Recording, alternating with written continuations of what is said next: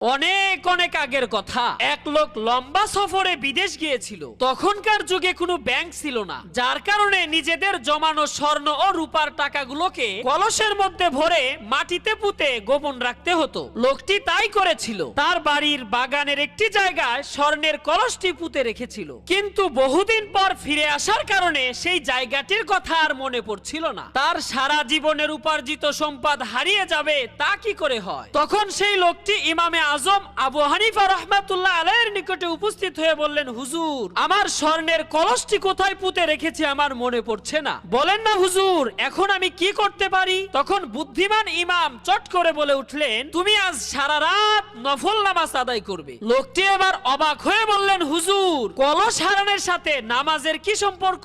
ইমাম আবু হানিফা বললেন, আমি যা বলছি তাই করো, এরপর সকালে এসে আমার কাছে ফলাফল বলবে। লোকটি নিরাশ মনেও আশাবাদী